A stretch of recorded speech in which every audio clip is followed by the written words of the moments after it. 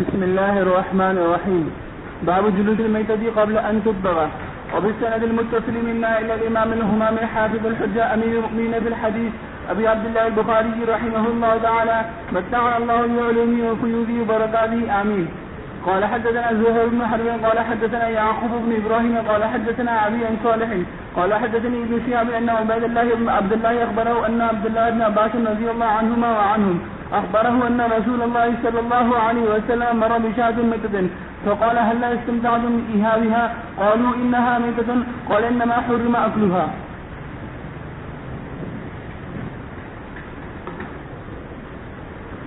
بسم الله الرحمن الرحيم. الحمد لله رب العالمين والصلاة والسلام على رسوله الكريم وعلى آله وأصحابه أجمعين. أما بعد، یہ حضرت عبداللہ بن عباس رضی اللہ تعالیٰ عنہ کی حدیث ہے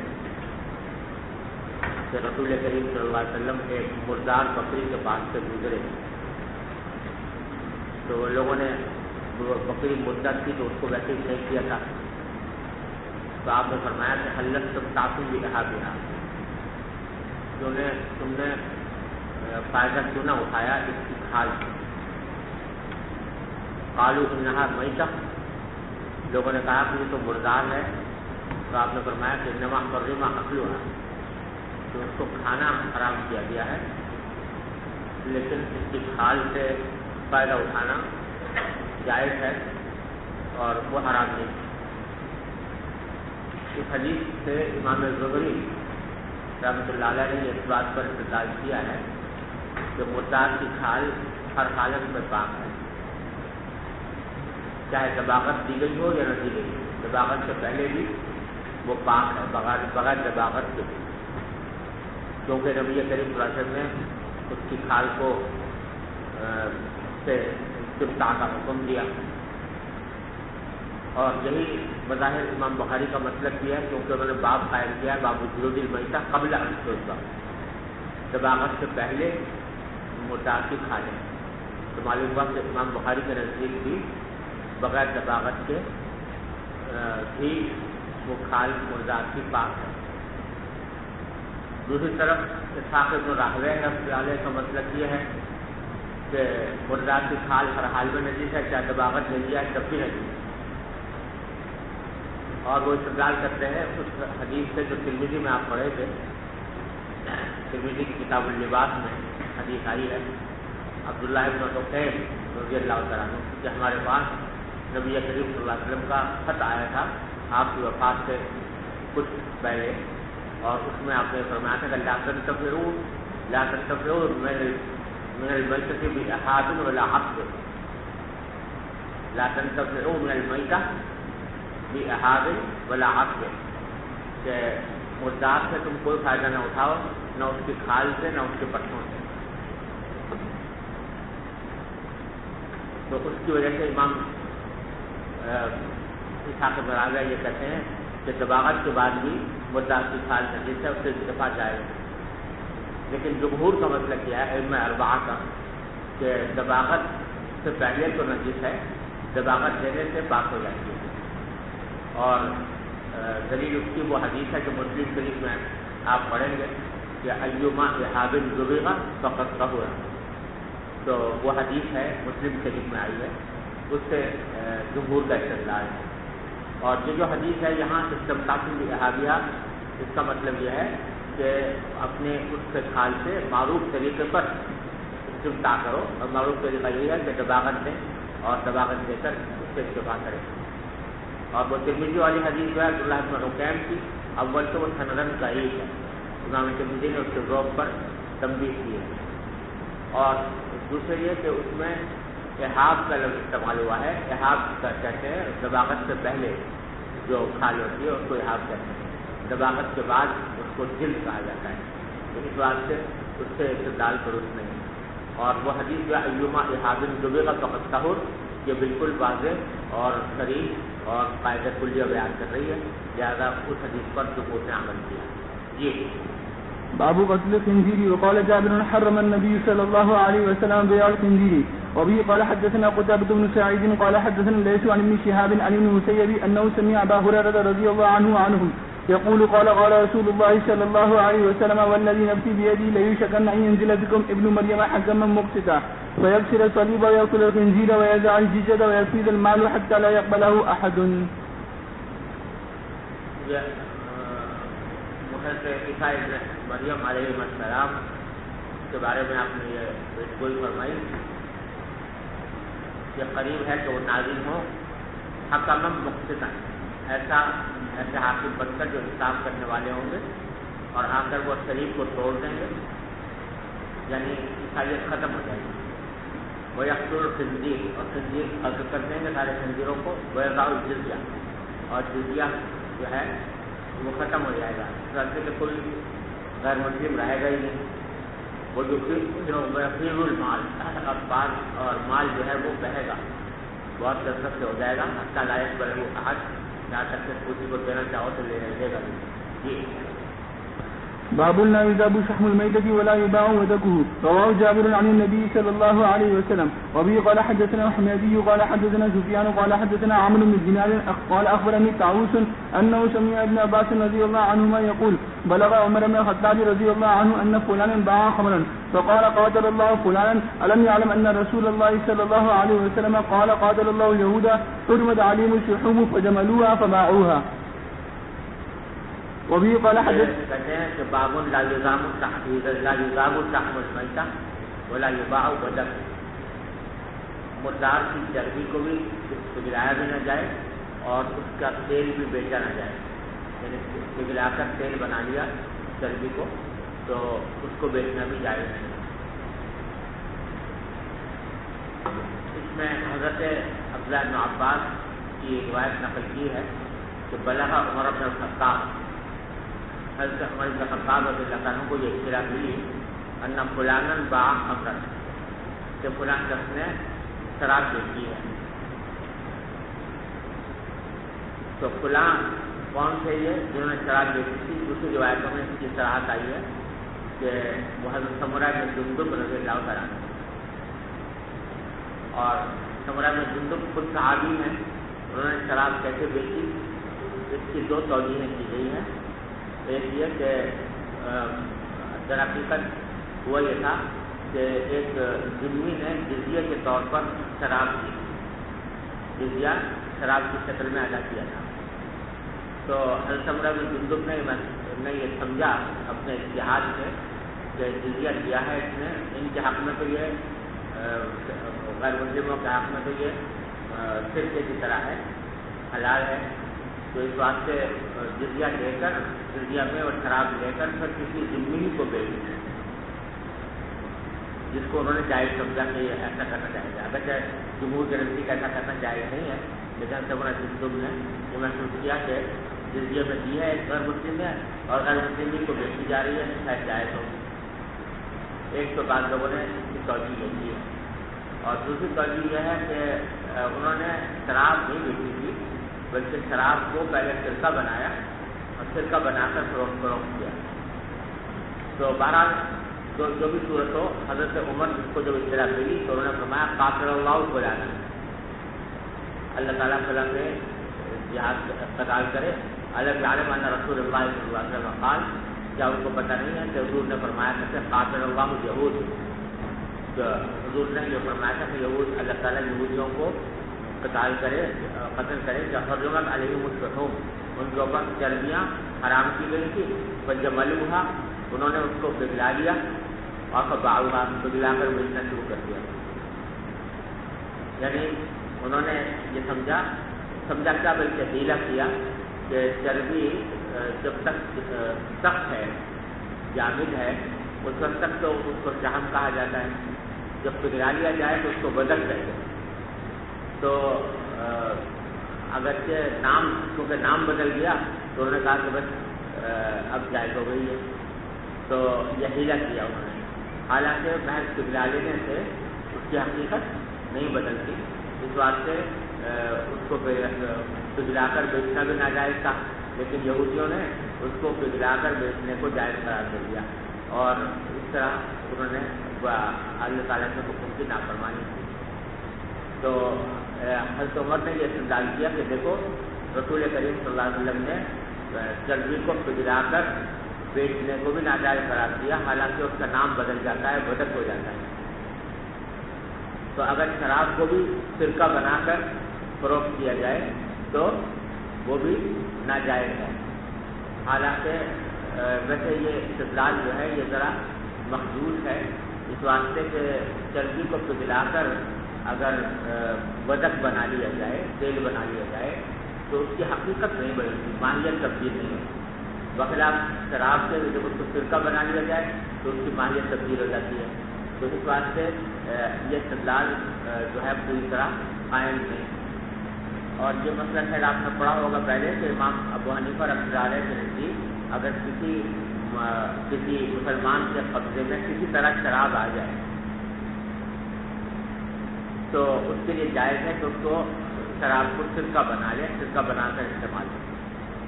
امام ابو حنیفہ امام شافعی رحمۃ اللہ علیہ فرماتے ہیں کہ سرکہ بنانا بھی جائز نہیں، سمجھے نا؟ اور بس شراب کا اگر کسی مسلمان کے قبضے میں آئی ہے تو اس کا واحد مطلب یہ ہے کہ اس کو بہا کر پھینک دیں، لیکن امام ابو حنیفہ کہتے ہیں کہ سرکہ بنا کر استعمال کرنا چاہیے۔ تو حضرت امام ابو حنیفہ کا مسلک وہ ہے جو سمرہ بن جندب کا تھا، جو انہوں نے اس کو سرکہ بنانے کو جائز سمجھا، اور امام شافعی کا مسلک وہ ہے جو حضرت عمر کا تھا، جو انہوں نے اس کو بھی ناجائز سمجھا۔ جی وفيه قال حدثنا عبدان قال أخبرنا عبد الله قال أخبرنا يونس عن ابن شهاب قال سمعت سعيد بن المسيب عن أبي هريرة رضي الله عنه وعنهم أن رسول الله صلى الله عليه وسلم قال قاتل الله يهودا حرمت عليهم الشحوم فباعوها وأكلوا أثمانها قال أبو عبد الله قاتلهم الله لعنهم قتل لعن الخراسون الكذابون باب بيع التساوير التي ليس فيها روح وما يكره من ذلك وبه قال حدثنا عبد الله بن عبد الله وهابي وبه قال حدثنا عبد الله بن عبد الوهاب قال حدثنا يزيد بن زريع قال حدثنا عوف عن سعيد بن ابي الحسن قال كنت عند ابن عباس رضي الله عنهما اذا اتاه رجل فقال يا ابا عباس اني انسان انما معيشتي من صنعة يدي واني اصنع هذه التصاوير فقال ابن عباس رضي الله عنهما لا احدثك الا ما سمعت رسول الله صلى الله عليه وسلم يقول سمعت يقول من صور صورة فان الله معذبه حتى ينفخ فيها الروح وليس بنافخ فيها ابدا فرب الرجل ركبة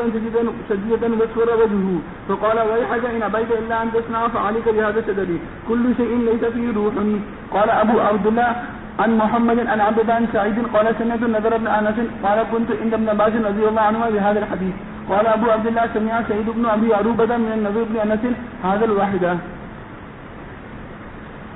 یہ سعید بن ابی الحسن کہتے ہیں کہ میں عبداللہ بن عباس کے پاس بیٹھا ہوا تھا، پھر اتاہ رجل، اس نے میں ایک شخص آیا اور آ کر اس نے عبداللہ بن عباس کو خطاب کر کے کہا کہ یا ابا عباس، ابو عباس کنیت ہے حضرت عبداللہ بن عباس کی، ان کے بیٹے کا نام بھی عباس تھا۔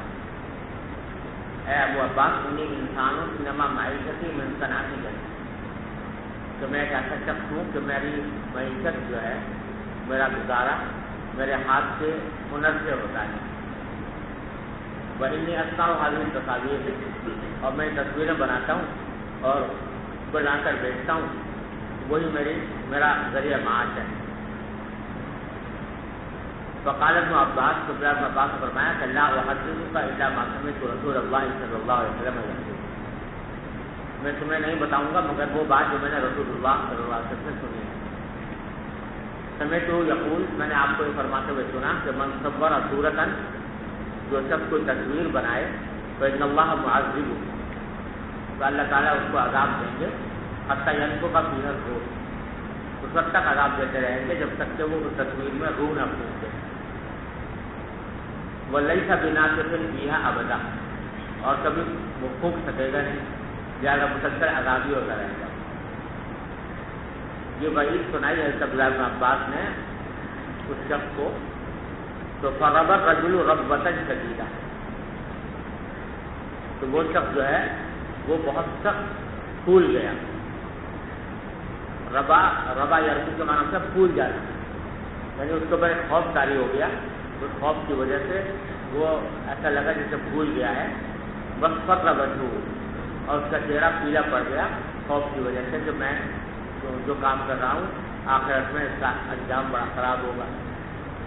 پھر حضرت عبداللہ بن عباس نے فرمایا وہی حقا، افسوس ہے تم پر، ان ابیت الا ارتفنا، اگر تم انکار کرو مگر تصویریں بنانے سے، تصویر بنانا ضروری ہی ہو تو علیہ کا بحاظت شیء، تو پھر یہ اس قسم کی تصویریں بنا لو جیسے کہ درخت ہے، وہ کل شیء لیس فیہ روح، ہر وہ چیز جس کے اندر روح نہیں ہے، بے جان چیزوں کی تصویریں بنا سکتے ہو وہ بنا لیا کرو، لیکن انسانوں کی یا جانوروں کی یا ذی روح کی تصاویر بنانا جائز نہیں ہے، وہ اس کو تصویر کا مسئلہ باقی آئے گا انشاءاللہ آگے. جی باب تحریم التجارة في الخمر. وقال جابر حرم النبي صلى الله عليه وسلم بيع الخمر. وبه قال حدثنا مسلم قال حدثنا شعبة عن الأعمش عن أبي زوحان مسروق عن عائشة رضي الله عنها وعنهم قالت لما نزلت آيات سورة البقرة من آخرها خرج النبي صلى الله عليه وسلم فقال حرمت التجارة في الخمر.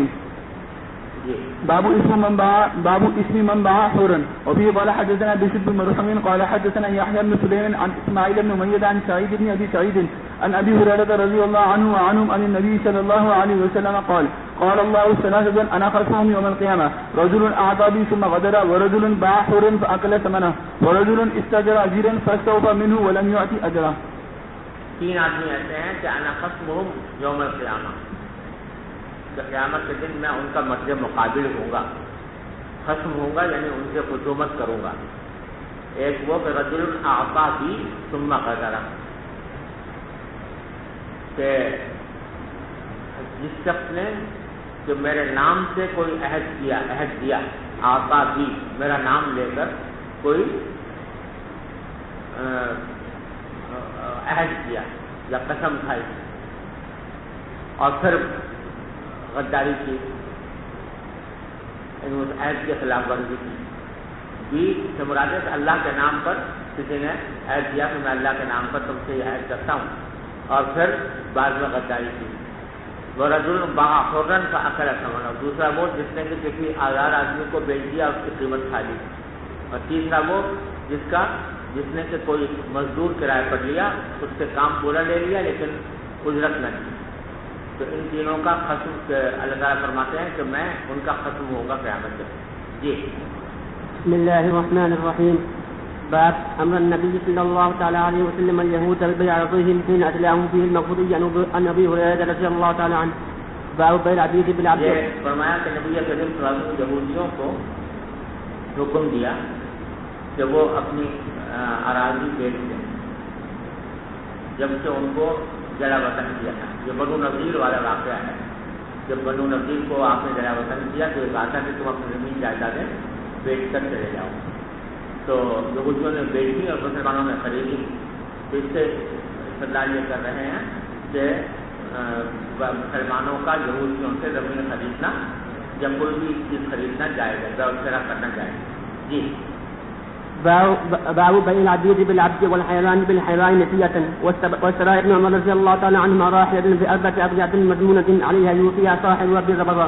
وقال ابن عباس رضي الله تعالى عنهما: لقد نقول البعير خيرا من البعيرين واستعار عبد القديد ببعيرين أعطى عداه أحدهما وقال آتيك بالآخر غدا إن شاء الله تعالى. وقال ابن المسيب رحمه الله تعالى: لا ربا في الحيوان البعير ببعيرين والشاة بالشاتين إلى أجل. وقال ابن سيرين رحمه الله تعالى: لا بأس بعير ببعيرين ودرهم بدرهم نسية. وبالسند المتصل منا إلى الإمام الهمام الحافظ الحجة أمير المؤمنين في الحديث أبي عبد الله محمد بن إسماعيل البخاري رحمه الله تعالى: متعنا بعلومه وفروضه وبركاته آمين. قال حدثنا سليمان بن حرب قال حدثنا حماد بن زيد عن ثابت عن أنس رضي الله تعالى عنهما وعنهم قال: كان في السبي صفية فساءت إلى بحر الكلبي ثم ساءت النبي صلى الله تعالى عليه وسلم. باب میں امام بخاری نے مسئلہ بیان کیا ہے بیع الحیوان بالحیوان نسیۃ کا. صورت حال یہ ہے کہ اگر ایک حیوان کو دوسرے حیوان کے بدلے فروخت کیا جائے تو تفاضل تو بالاتفاق جائز ہے، یعنی ایک حیوان کے بدلے میں دو حیوان بیچے جا سکتے ہیں. اس کی وجہ یہ ہے کہ حیوان جو ہے زندہ حیوان، اس میں ربا کی کوئی بھی علت نہیں پائی جاتی. نہ تو حنفیہ کے مطابق اور حنابلہ کے مطابق وہ قیدی بنتی ہے، نہ شافعیہ کے مطابق وہ مطعومات میں سے ہے. نہ مالکیہ کے مطابق وہ خود ہے یا ادخار کے قابل ہے. تو اس بات سے تفاضل تو سب سے نزدیک جائے گا. ایک حیوان، ایک بکری 2 بکریوں کے وزن بیچتے، ایک اونٹ 2 اونٹوں کے وزن بیچتے، اس میں تو کوئی اختلاف نہیں کہ سب یہ جائے. البتہ نصیحتاً اگر بیچا جائے، حیوان کو حیوان سے نصیحتاً بیچا جائے، اس میں اختلاف ہے. امام ابو حنیفہ رحمۃ اللہ علیہ فرماتے ہیں کہ اگرچہ حیوان بالحیوان میں قدر تو نہیں پائی جا رہی لیکن جنس پائی جا رہی ہے، ایک ہی جنس ہے دونوں کی. تو اس صورت میں جبکہ قدر اور جنس میں سے ایک علت پائی جائے اور ایک نہ پائی جائے تو اس صورت میں تفاضل تو جائز ہوتا ہے، نسیہ حرام ہو جائے گا. تو حیوان کو جب حیوان سے بچا جائے گا تو نسیہ ناجائز ہو گیا. سمجھ گئے؟ اور حنفیہ کی دلیل ہے حضرت سمرہ بن جندب رضی اللہ تعالیٰ عنہ کی حدیث جو ترمذی وغیرہ میں بھی آئی ہے اور سب سے زیادہ بہتر سند سے مسند بزار میں آئی ہے کہ نہا رسول اللہ صلی اللہ علیہ وسلم عن بیع الحیوان بالحیوان نصیحۃ. یہ حدیث ہے جس سے امام ابو حنیفہ رحمۃ اللہ فرماتے ہیں کہ بیع الحیوان بالحیوان نصیحۃ ناجائز. سمجھ گیا بھائی؟ لیکن ائمہ ثلاثہ امام شافعی، امام مالک، امام احمد یہ تینوں کہتے ہیں کہ بیع الحیوان بالحیوان نصیحۃ میں کوئی حرج نہیں ہے. اور امام بخاری کا بھی رجحان اسی طرح ہے.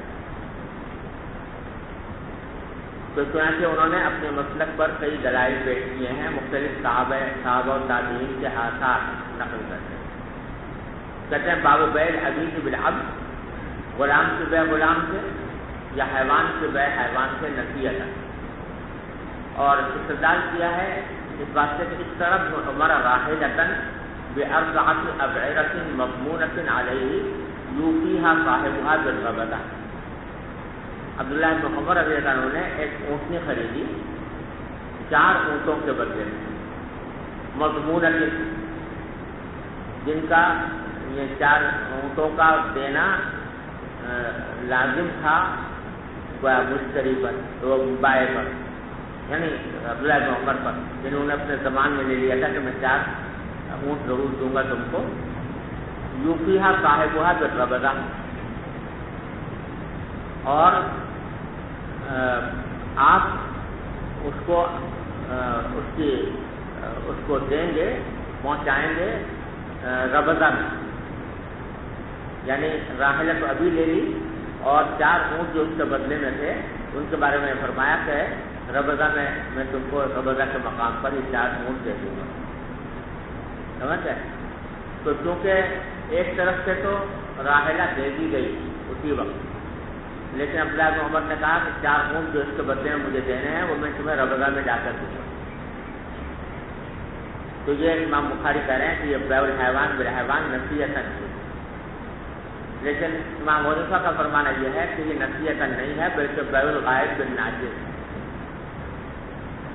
کل پرسوں گزرا ہے نا فرق یاد آ گیا نہیں کہ نصیحہ میں کیا ہوتا ہے کہ جو اجل ہوتی ہے وہ عقد کا ایک حصہ ہوتی ہے، اور بیع اگر حال ہو لیکن بائیں یہ کہہ دیں کہ بھائی یا مجھ سے بائیں کہہ دیں کہ بھائی ذرا میں کل دے دوں گا یا فلاں جگہ پہ جا کے دے دوں گا، تو اور مجھ سے بھی قبول کر لے، تو یہ بیع نصیحہ نہیں ہوئی بلکہ بیع الغائب بالناجز ہوئی. تو یہاں پر بھی ایسا عبداللہ بن عمر نے جو کیا وہ یہ کہ 4 اونٹ واجب تو فوراً ہو گئے، لیکن ساتھ نے کہا کہ بھائی میں ربضہ میں ہے وہ اونٹ، چلو میں ربضہ میں جا کے دے دوں گا. تو یہ بیع الغائب بالناجز ہے، نہ کہ بیع نصیحۃ، لہٰذا اس سے استدلال درست نہیں. وقال ابن عباس قد يكون البعير خيرا من البعيرين. عبداللہ بن عباس فرماتے ہیں کہ بعض اوقات ایک اونٹ جو ہے وہ 2 اونٹوں سے بھی بہتر ہوتا ہے، لہٰذا ایک اونٹ کا 2 اونٹوں سے بیچنا جائز ہے. اس میں کسی کا اختلاف نہیں. پہلے جو میں نے عرض کیا کہ تفاضل ہو سکتا ہے. واشترى رافع بن خدیج بعیرا ببعیرین، اور رافع بن خدیج نے ایک اونٹ خریدا 2 اونٹوں کے عوض. فأعطاه أحدهما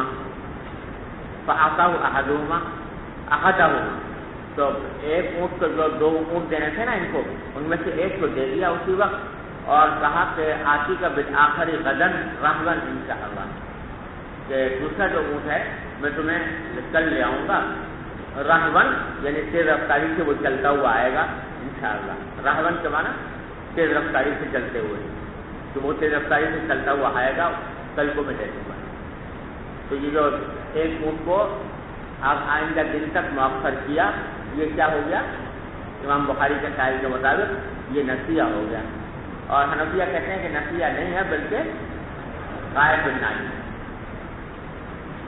وقال ابن المسیب، اور سعید بن مسیب کا قول ہے کہ لا ربا فی الحیوان البعیر بالبعیرین والشاة بالشاتین الی اجل، یہ بالکل صحیح ہے۔ سعید بن مسیب کا مسلک یہی ہے کہ ربا نہیں ہوتا حیوان میں، اگر ایک اونٹ 2 اونٹوں کے عوض میں بیچے جائیں یا ایک بکری 2 بکریوں کے عوض میں بیچی جائے الی اجل، اور اجل مقرر کر لی جائے تو کہتے ہیں جائز۔ یہ سعید بن مسیب کا مسلک ہے، اور سعید بن مسیب ان کے مسلک پر امام شافعی زیادہ تر عمل کرتے ہیں، تو اس میں ہم کوئی تعویل نہیں کرتے۔ بے شک سعید بن مسیب کا مسلک یہی تھا، لیکن تو جو حدیث حنفیہ سے پیش کرتے ہیں نہا رسول اللہ صلی اللہ علیہ وسلم بالحیوان بالحیوان نسیۃ، وہ اس کے خلاف ہے، اور یہ تابعی کا قول جو ہے جو اس حدیث مرفوع کا مقابلہ نہیں کر سکتا۔ آگے فرمایا کہ وقال ابن سیرین لا باس بعیر ببعیرین ودرہم بدرہم نسیۃ، وہ کہتے ہیں کہ ایک اونٹ کو 2 اونٹوں کے عوض اور ایک درہم کو 1 درہم کے عوض نسیۃً فروخت کرنے میں کوئی حرج نہیں۔ تو انہوں نے گویا نسیۃً بیچنے کو جائز قرار دیا، اس واسطے امام بخاری یہاں پر لائے ہیں۔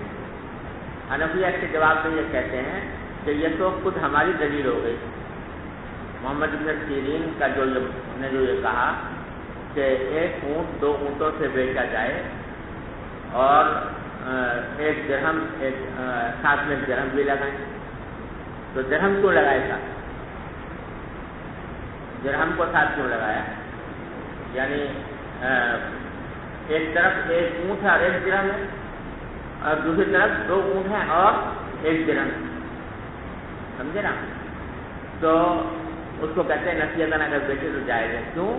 اس واسطے کہ یہ کہا جائے گا کہ ادھر کا درہم جو ہے وہ ادھر کے 2 اونٹوں کے مقابلے میں ہے، اور ادھر کا جو درہم ہے وہ ادھر کے 1 اونٹ کے مقابلے میں ہے۔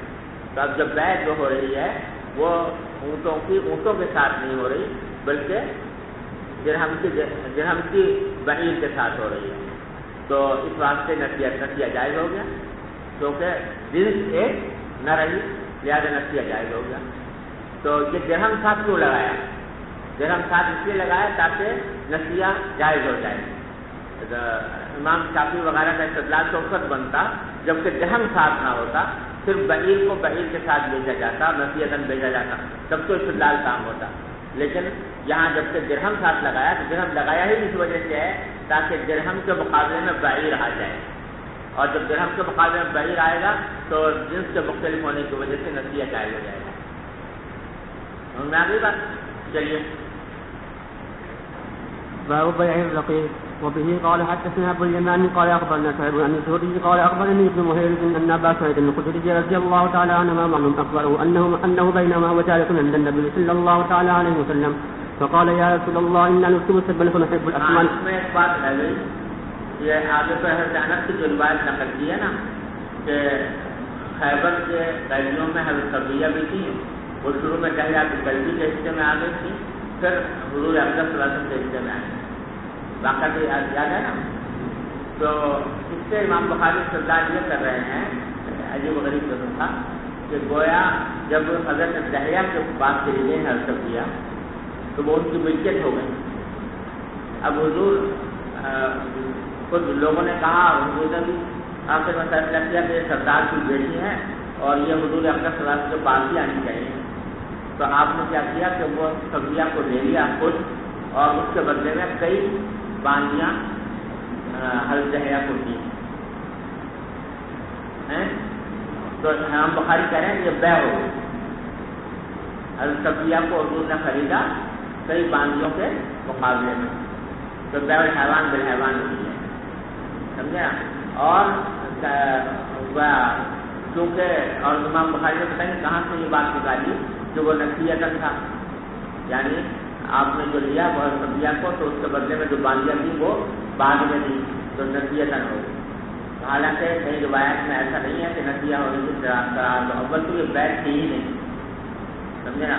اصل بات تھی کہ مال غنیمت میں ان کو حصہ ملا تھا بیع کو، آپ نے وہ واپس لے لیا، واپس بیت المال میں آ گیا، اور جب واپس آ گیا تو اس کے بدلے میں دوسری چیز دے دی، جو بیع نہیں تھی بلکہ استبدال تھا ایک مال غنیمت کے حصے کا دوسرے حصے سے، تو اس کا تعلق بیع الحیوان بالحیوان نصیحت سے نکالنا بڑا مشکل ہے۔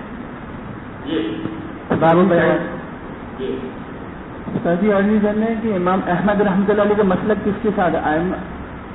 احناف کے ساتھ ہے یا امام شافعی کے ساتھ ہے؟ اس کا امام احمد بن حنبل رحمۃ اللہ علیہ کا غالباً امام شافعی کے ساتھ ہے۔ عرضی کرنے کہ امام الباری میں تو لکھا ہے کہ امام حنیفہ کے ساتھ ہے، کہاں میں لکھا ہے؟ امام الباری میں لکھا ہے کہ امام حنیفہ کے ساتھ ہے، تو پھر وہ صحیح ہوگا، امام انہیں کے ساتھ ہے، میں نے اب سب یاد میں رہا۔ جی باب بيان الرقيق. وبه قال حدثنا ابو اليماني قال اخبرنا شعيب بن الزهري قال اخبرني ابن مهيرز ان ابا سعيد الخدري رضي الله تعالى عنهما وعنهم اخبره انه بينهما وجالس عند النبي صلى الله تعالى عليه وسلم فقال يا رسول الله انا نصيب سبا فنحب الاسمان فكيف تراك العزل؟ فقال ابا انكم تفعلون ذلكم لا عليكم الا تفعلوا ذلكم فانها ليست نسمه كتب الله ان تخرج والا وجه خارجه. حضرت ابو سعید خدری رضی اللہ عنہ فرماتے ہیں کہ وہ بیٹھے ہوئے تھے حضور کے پاس، تو انہوں نے کہا کہ یا رسول اللہ انا نصیب السبیہ، یا رسول اللہ بعض اوقات ہمیں کچھ باندیاں مل جاتی ہیں جو جہاد میں قید ہو کر آتی ہیں، تو فنحب الاسمان، اور پھر ہماری خواہش جو ہوتی ہے کہ ہم ان کو بیچ کر ثمن حاصل کریں، قیمت حاصل کریں، سمجھے نا؟ تو اب جب ان کو بیچنا ہوتا ہے تو اس لیے اگر ان جہاں وہ حاملہ ہو جائیں تو ان کو بیچنا مشکل ہو جائے گا، بچہ پیدا ہو جائے تو ان میں ورث بن جائے، ان کا بیچنا مشکل ہو جائے گا، تو جب تک وہ نہیں بکتی اس وقت تک ہمارے پاس رہتی ہیں اور ہمارے پاس رہتی ہیں تو ہم ان سے استمتاع بھی کرتے ہیں۔ اب استمتاع میں اندیشہ ہوتا ہے کہ حمل نہ ٹھہر جائے، تو فقیر سے طرح فی الحال، تو آپ کا کیا رائے ہے کہ عزل کرنے میں کیا حکم ہے؟ اگر ہم عزل کر دیا کریں تو عزل کرنے کی صورت میں بچہ پیدا ہونے کا یا حمل ٹھہرنے کا اندیشہ نہیں ہوگا۔ فقال، تو حضور نے فرمایا ابا انکم تفعلون ذلک، کیا تم ایسا کرتے ہو؟ لا علیکم اللہ تفعلوا، اس کے دو معنی بیان کیے گئے، لا علیکم اللہ تفعلوا یعنی لا یجب علیکم اللہ تفعلوا، تمہارے اوپر واجب نہیں ہے کہ ایسا نہ کرو، مطلب ہے کہ مباح ہے، جائز ہے، اگر کرنا چاہو عزل تو جائز ہے، کوئی حرج نہیں تمہارے اوپر اگر کرو تو۔ ارے سمجھے، لا علیکم یعنی لا یجب علیکم اللہ تفعلوا، تمہارے اوپر واجب نہیں ہے کہ تم یہ کام نہ کرو۔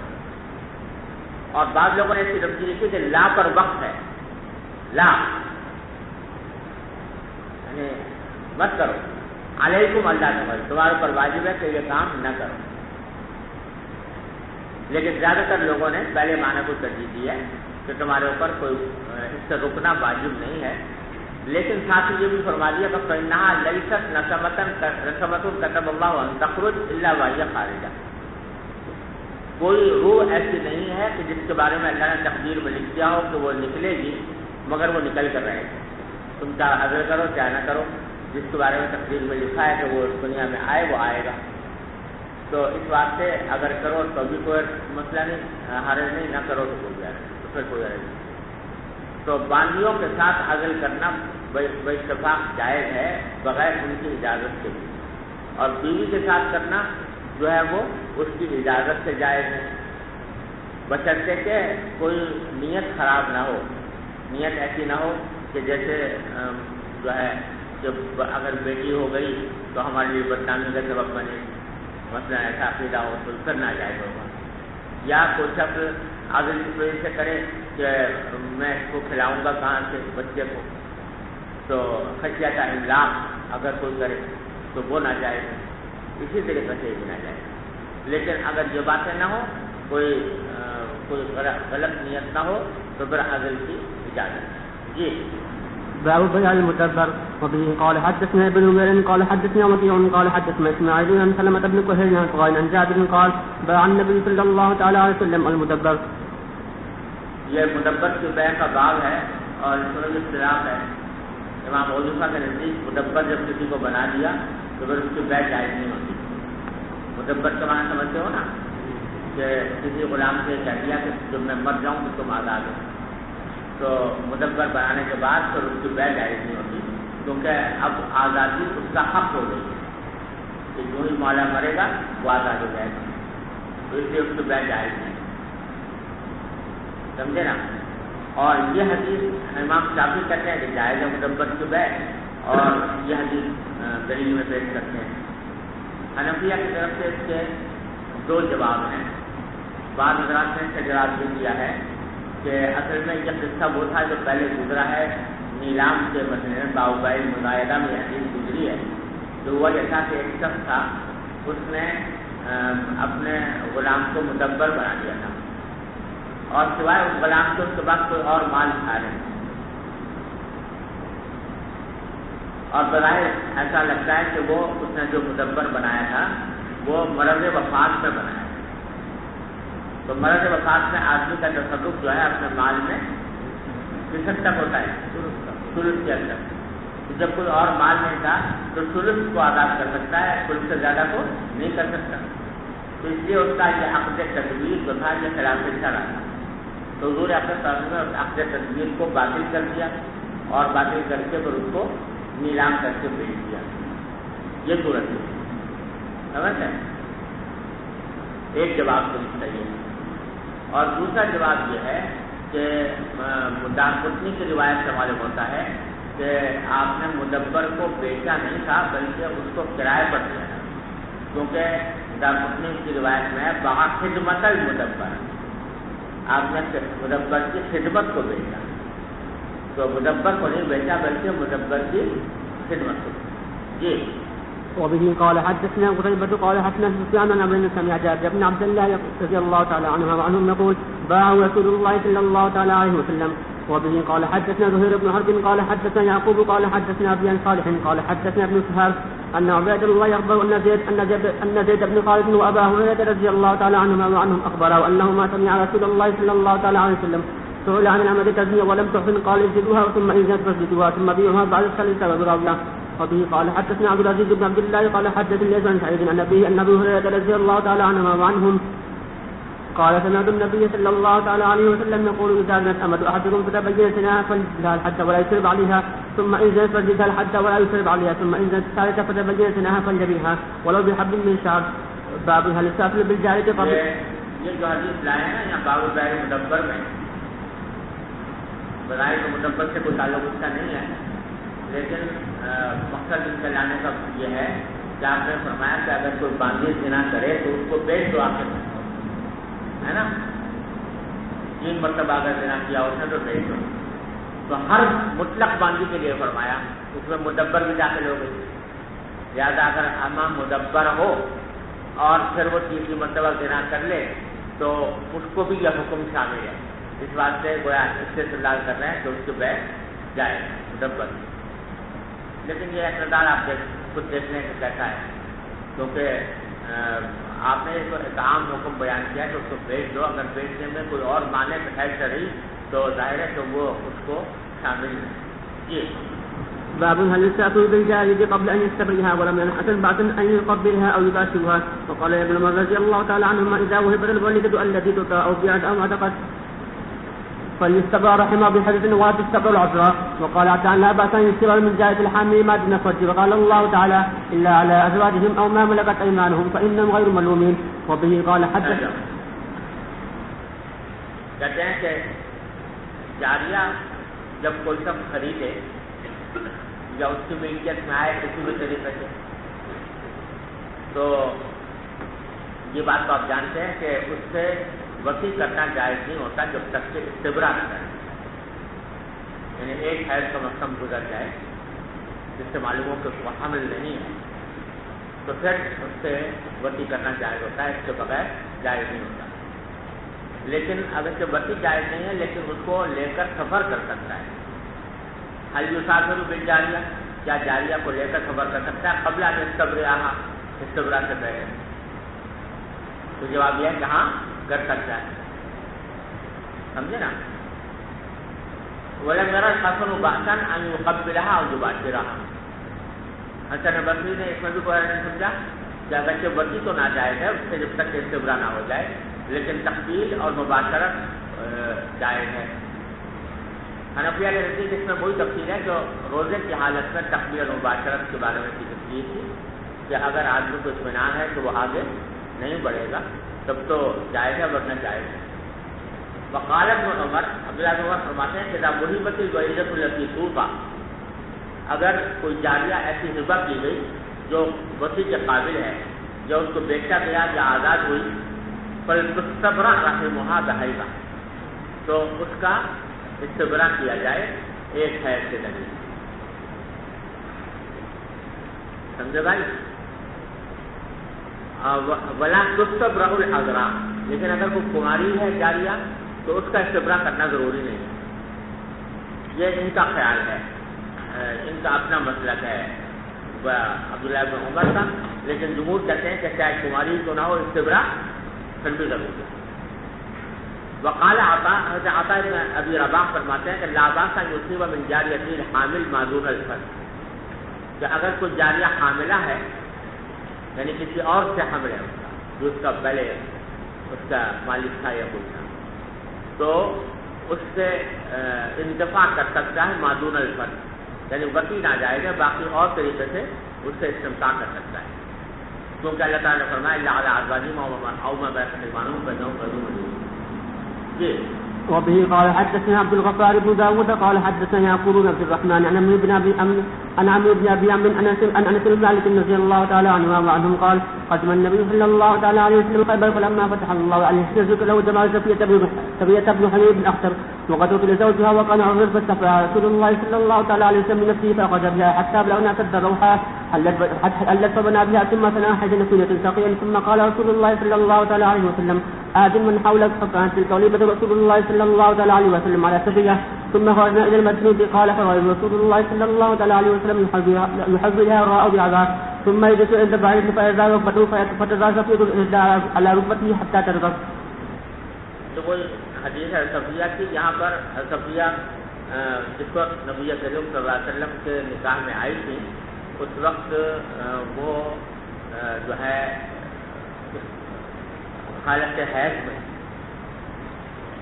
تو آپ انہیں کو لے کر روانہ ہوئے یہاں تک کہ جب سرد الصحابہ کے مقام پر پہنچے تو وہاں پر وہ حلال ہوئی یعنی پاک ہوئی. تو اس کے بعد آپ نے رخصتی فرمائی. تو یہ وہ جو شروع میں باب میں کہا تھا کہ حل یسافر بالجاریۃ قبل ان یستبرئھا, اس کے استدلال کے طور پر کہ سفر کرنا جائز ہے باوجود کہ ابھی وہ پاک نہیں ہے. جی. بسم الله الرحمن الرحيم. باب بيع الميتة والأسنان. وبه قال في السند المتصل منا إلى الإمام الهمام الحافظ الجدة أمير المؤمنين في الحديث أبي عبد الله محمد بن إسماعيل البخاري رحمه الله تعالى ومتعنا بعلومه وفيوضه وبركاته آمين. قال حدثنا قتيبة قال حدثنا الليث عن يزيد بن أبي حبيب عن عطاء بن أبي رباح عن جابر بن عبد الله رضي الله تعالى عنه وعنهم أنه سمع رسول الله صلى الله عليه وسلم يقول عام الفتح وهو بمكة إن الله ورسوله حرم بيع الخمر والميتة والخنزير والأسنام. فقيل يا رسول الله أريد شحوم الميتة فإنه تتلى بها السفن وتدهن من الجلود ويستقي بها الناس فقال لا هو حرام. ثم قال رسول الله صلى الله عليه وسلم عند ذلك قاتل الله اليهود إن الله لما حرم شحوم ما أجملوه ثم باعوه فأكلوا ثمنه. وقال أبو هاشم قال حدثنا عبد الحميد قال حدثنا جرير قال كتب إلي عطاء سمعت جابرا رضي الله تعالى عنه عن النبي صلى الله عليه وسلم. باب ثمن الكلب. وبه قال حدثنا عبد الله بن يوسف قال أخبرنا مالك عن ابن شهاب عن أبي بكر بن عبد الرحمن عن أبي مسعود الأنصاري رضي الله تعالى عنهم أن رسول الله صلى الله عليه وسلم نهى عن ثمن الكلب ومهر البغي وحوار الكاهن. یہ ثمن الکلب یعنی کتے کی قیمت، کتا بیچ کر قیمت حاصل کرنا، اس سے منع فرمایا. جمہور کے نزدیک کتے کی، امام شافعی کے نزدیک کتے کی جو کتے کو بیچنا حلال بنا جائے اور اس کی قیمت حرام. امام ابو حنیفہ کے نزدیک یہ جو حکم ہے کہ کتے کی بیع جائز نہیں، جو اس کتے کے بارے میں ہے جس کا پالنا جائز، جس کتے کا پالنا جائز ہے، جیسے کہ کلب قید شکاری کتا یا کلب ماشیا جو مویشی کے حفاظت کے لیے رکھا جاتا ہے، تو اس کا خریدنا بھی جائز، بیچنا بھی جائز اور اس کی ثمن بھی جائز. اور دلیل اس کی یہ ہے کہ سنن نسائی میں حضرت جابر رضی اللہ عنہ کی حدیث آئی ہے جو فرمایا کہ نہی عن ثمن الکلب الا کلب قید، اس میں الا کلب قید کا استثناء صاف صاف موجود ہے. جی. وبه قال حدثنا حجاج بن منهال قال أخبرنا شعبة قال أخبرني عون بن أبي جحيفة قال رأيت أبي اشترى حجاما فأمر بمحاجمه فكسرت فسألته عن ذلك قال إن رسول الله صلى الله عليه وسلم نهى عن ثمن الدم وثمن الكلب وكسب الأمة ولعن الباشمة والمستوسم وآكل الرجاب مكله ولعن المصدر. بسم الله الرحمن الرحيم. كتاب السلم. باب السلم في كيد معلوم. وبه قال حدثنا عمرو بن زرارة قال حدثنا إسماعيل بن علية قال حدثنا ابن أبي نجيح عن عبد الله بن كثير عن عبد المنهال عن ابن عباس رضي الله تعالى عنهما وعنهم قال قدم رسول الله صلى الله عليه وسلم المدينة والناس يسلفون في التمر العام والعامين أو قال عامين أو ثلاثة. شك إسماعيل فقال من سلف في تمر فليسلف في كيد معلوم ووزن معلوم. وبه قال حدثنا محمد قال حدثنا إسماعيل عن ابن أبي نجيح بهذا في كيد معلوم ووزن معلوم. باب السلم في وزن معلوم. وبه قال حدثنا سبقة قال أخبرنا ابن عجيلة قال أخبرنا ابن أبي نجيح عن عبد الله بن كثير عن أبي المنهار عن ابن عباس رضي الله تعالى عنهما قال قدم رسول الله صلى الله عليه وسلم المدينة وهم يسلفون في السنة السنتين والثلاث فقال رسول الله صلى الله عليه وسلم من أسلف في شيء ففي كيد معلوم ووزن معلوم إلى أجل معلوم. نبی کریم صلی اللہ علیہ وسلم مدینہ منورہ تشریف لائے اور لوگ جو ہیں وہ سلم کیا کرتے تھے پھلوں میں، 2 سال کا بھی، بعض اوقات 3 سال کا بھی. تو پیسے ابھی لے لیے اور پھل جو ہے وہ 2 سال کے بعد یا 3 سال کے بعد دینے کا وعدہ کیا. یہ 2 سال 3 سال اس لیے کہ بعض اوقات کہ کھجور جس وقت بونا چاہتے تھے نا، کھجور ابھی لگایا ہے کھجور کا درخت، تو کھجور کا درخت پھل کئی سال میں لاتا ہے. تو ابھی پہلے ان کو کھجور کا درخت بونے کے لیے پیسوں کی ضرورت ہوتی تھی، جو اس سے وہ درخت خریدیں، پانی دیں، زمین ہموار کریں، تو اس کے لیے وہ پیسے لے لیتے تھے اور کہتے تھے کہ 2 سال کے بعد ہم تمہیں وہ ادا کریں گے، یہ پھل دیں. تو اس طرح کیا کرتے تھے. اور رسول کریم صلی اللہ علیہ وسلم نے یہ فرمایا کہ من اسلف فی شیء، جو سلم کا معاملہ کرے کسی بھی چیز میں، تو فی کیل معلوم اور وزن معلوم الی اجل معلوم. تو مال متعین، کیل متعین ہو، وزن متعین ہو اور اجل متعین ہو کہ فلاں تاریخ کو ہم ادائیگی کریں. جی. وبه قال حدثنا علي بن عبد الله قال حدثنا سفيان قال حدثنا ابن أبي نجيح وقال فليسلك في كيد معلوم إلى أجل معلوم. وبه قال حدثنا قتيبة قال حدثنا سفيان قال حدثنا ابن أبي نجيح عن عبد الله بن كثير عن أبي المنهار قال سمعت ابن عباس رضي الله تعالى عنهما قال قدم النبي صلى الله عليه وسلم وقال في كيد معلوم ووزن معلوم إلى أجل معلوم. وبه قال حدثنا عبد الوليد قال حدثنا شعبة عن ابن أبي المجارد قال حدثني يحيى قال حدثنا بكير عن شعبة عن محمد بن أبي المجارد قال حدثنا حفص بن عمر قال حدثنا شعبة قال أخبرني محمد بن عبد الله بن أبي المجارد قال اختلف عبد الله بن الشداد بن هادي وأبو بردة في السلف فبعثوني إلى ابن أبي أوفى فسألته فقال إنا كنا نسقط على عهد رسول الله صلى الله عليه وسلم وأبي بكر وعمر في الحنس والشعير والزبيب والتمر وسألت ابن عبد فقال مثل ذلك. یہ کہتے ہیں کہ عبداللہ بن شداد بن ہاد اور ابو بردہ میں اختلاف ہو گیا سلم کے بارے میں. یہ اختلاف اس لیے ہوا ہوگا کہ سلم میں اصل تو بظاہر یہ لگتا ہے کہ بیع جائز نہیں ہونی چاہیے، کیونکہ بے ہو رہی ہے ایسی پھل کی جو ابھی معدوم ہے، وجود میں نہیں آئے، تو اس بات سے اصل کا ظاہر قیاس کا تقاضا تو یہی تھا کہ ناجائز ہوتی، اس لیے کسی نے کہا ہوگا کہ ناجائز ہے، کسی نے کہا کہ جائز ہے، اس اختلاف ہوا۔ تو پھر عبداللہ بن ابی اوفا کے پاس مجھے بھیجا تو میں نے ان سے جا کے پوچھا تو انہوں نے بتلایا کہ ہم سلم کیا کرتے تھے حضور کے زمانے میں اور صدیق اکبر عمر کے زمانے میں، گندم میں بھی، جو میں بھی، بچھوس اور کھجور میں بھی۔ اور پھر عبداللہ عبدالرحمن بن افزا سے پوچھا تو انہوں نے بھی یہی بات کہی۔ جی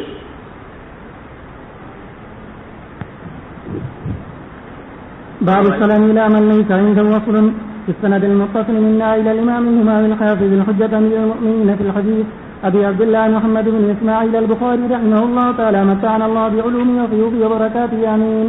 قال حدثنا موسى بن إسماعيل قال حدثنا عبد الواجد قال حدثنا شيباني قال حدثنا محمد بن عبد المجالد قال بعثني عبد الله بن شداد وأبو بردة إلى عبد الله بن أبي أوفى رضي الله تعالى عنهما بأنهم فقال سألوا هل كان أصحاب النبي صلى الله عليه وسلم في عهد النبي صلى الله عليه وسلم يسلفون في الحنجة؟ فقال عبد الله كنا نسل النبي أهل الشام في الحنجة والشعير والزيت في كيل معلوم إلى أجل معلوم. قلت إلى من كان أصله عنده؟ قال ما كنا نسأل من ذلك. ثم بعثني إلى عبد الرحمن بن أبزة فسألته فقال كان أصحاب النبي صلى الله عليه وسلم يسلفون في عهد النبي صلى الله عليه وسلم ولم يسألهم ألهم حرث أم لا.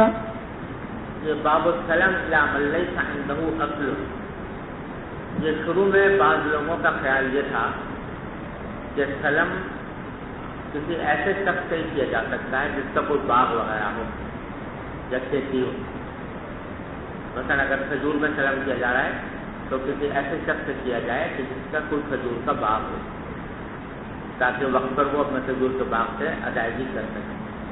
یا اگر مثلا کوئی گندم وغیرہ میں کیا جا رہا ہے تو ایسے شخص سے کرنا چاہیے جس کے پاس اس گندم کا کھیت ہو، تو تب تاکہ وہ وقت پر ادائیگی کر سکے.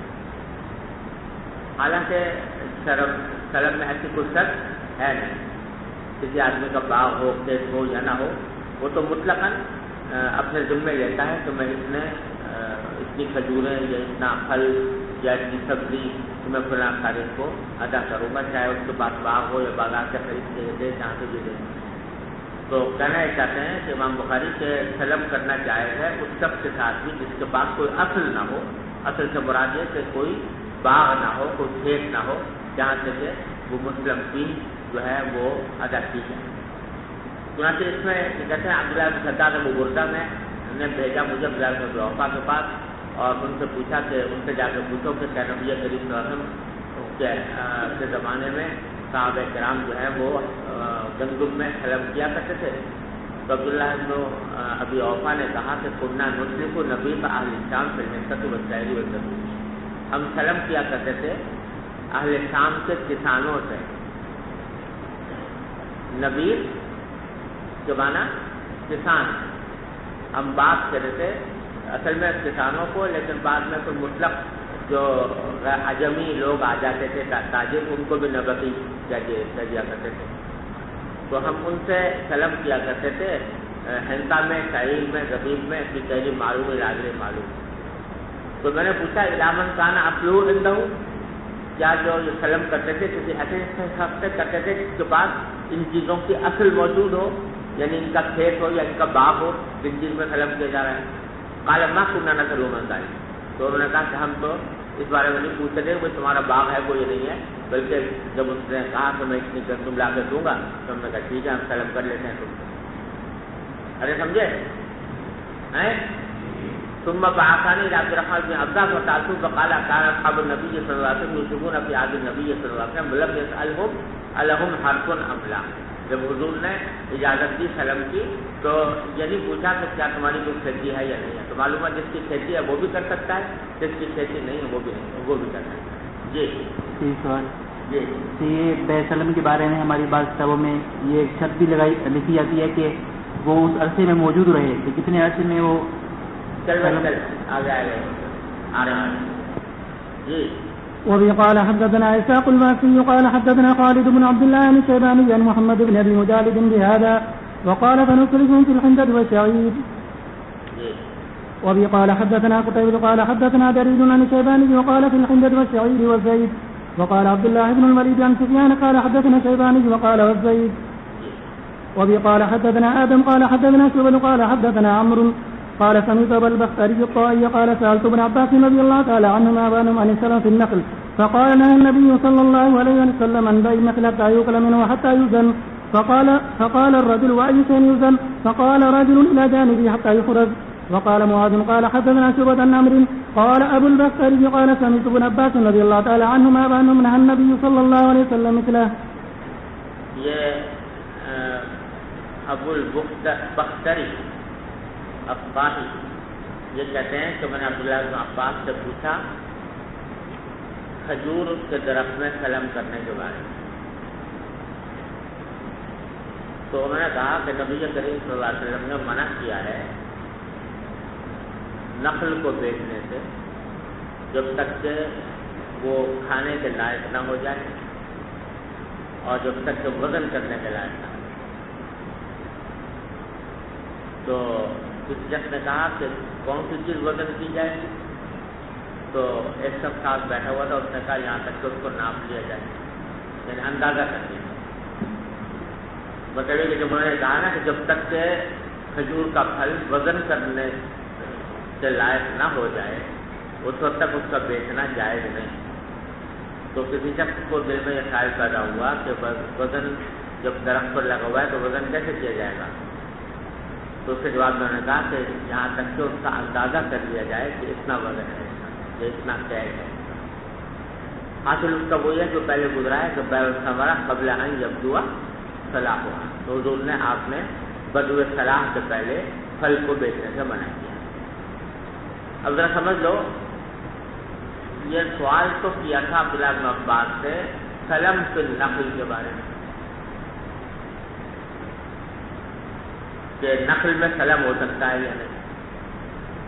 جواب انہوں نے یہ دیا کہ حضور اکرم صلی اللہ علیہ وسلم نے جب تک کہ پھل کھانے کے لائق نہ ہو جائے یا وزن کے لائق نہ ہو جائے تو اس وقت تک اس کو بیچنے کو منع کیا ہے. تو بظاہر جواب سوال کے مطابق نظر نہیں آ رہا، کیونکہ سوال کرنے والے نے تو سلم کا سوال کیا تھا اور یہ جواب دے رہے ہیں کہ پھل کا جواب پھل کو بیچنا اس وقت تک جائز نہیں.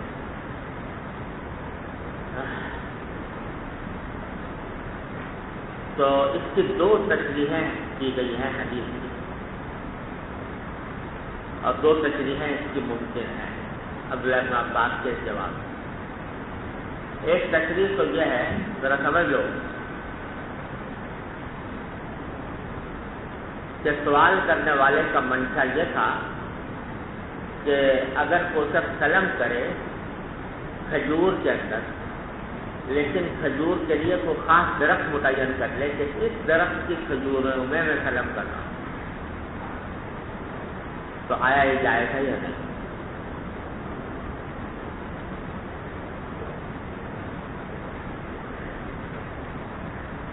تو پہلے تو یہ سمجھ لو کہ یہ بالکل ناجائز ہے تمام فقہا کے نزدیک.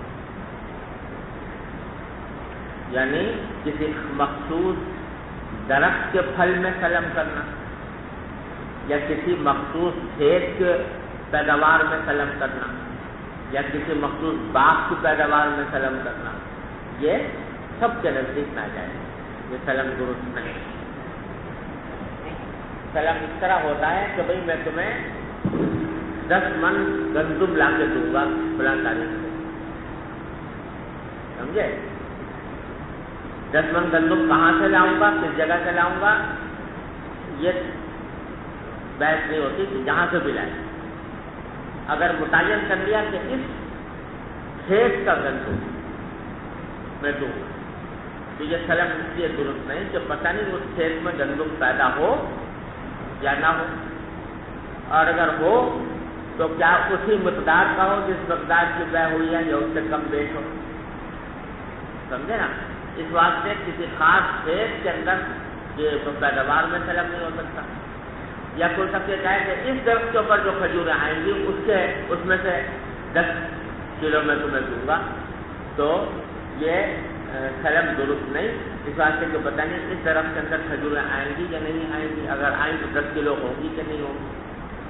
تو کسی خاص درخت کے اندر سلم کرنا جائز نہیں. ارے سمجھے نہیں سمجھے؟ اور سوال کرنے والے نے سوال ہی یہ کیا تھا کہ کیا نخل میں سلم ہو سکتا ہے، یعنی ایک درخت کھجور کے معین درخت میں سلم ہو سکتا ہے؟ تو اس کے جواب میں حضرت عبداللہ بن عباس نے فرمایا کہ حضور اقدس صلی اللہ علیہ وسلم نے کسی خاص درخت کے جو پھل ہیں ان کی بیع اس وقت تک ناجائز قرار دی ہے جب تک کہ وہ کھانے کے لائق نہ ہو جائیں یا وزن کے لائق نہ ہو جائیں، یعنی بدو صلاح نہ ہو جائے. سمجھے؟ اور سلم جو ہوتا ہے وہ بدو صلاح سے پہلے ہوتا ہے، لہذا نخل کے اندر سلم کرنا جائز نہیں. سمجھ میں آ گئی بات ہے؟ ایک تفصیل اس کی یہ ہے.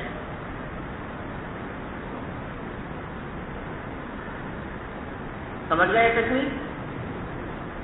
اور یہی تشریح مجھے زیادہ راجع معلوم ہوتی ہے اس حدیث کے سیاق و سباق. دوسری تشریح بعض حضرات نے یہ کی ہے کہ امام ابو حنیفہ رحمۃ اللہ علیہ کا مسلک یہ ہے سلم کے بارے میں کہ سلم کی صحت کی شرائط میں سے یہ بات ہے کہ جس چیز میں سلم کیا جا رہا ہے یعنی مسلم فی، وہ عقد کے وقت سے لے کر اجل متعین تک مسلسل بازار میں موجود رہے، منقطع نہ ہو. سمجھے نا؟ فرض کرو کہ کھجور میں سلم ہوا تو اس کے جواز کی شرط یہ ہے کہ آج ہم جو عقد کر رہے ہیں آج سے لے کر اور یہ 6 مہینے بعد کی کسی تاریخ میں تمہیں کھجوریں دوں گا، تو آج سے لے کر 6 مہینے تک بازار میں کھجوریں دستیاب رہیں. لیکن اگر کوئی چیز ایسی ہے جو بازار میں دستیاب نہیں ہوتی، مثلا انگور میں کیا سلم، مثال کے طور پر انگور میں کیا سردی کے موسم میں کیا، سمجھے نا؟ اب سردی کے موسم میں تو انگور آتا نہیں، تو بازار میں کہیں ملے گا نہیں، تو انگوروں کا گارنٹی سلم نہیں ہو سکتا.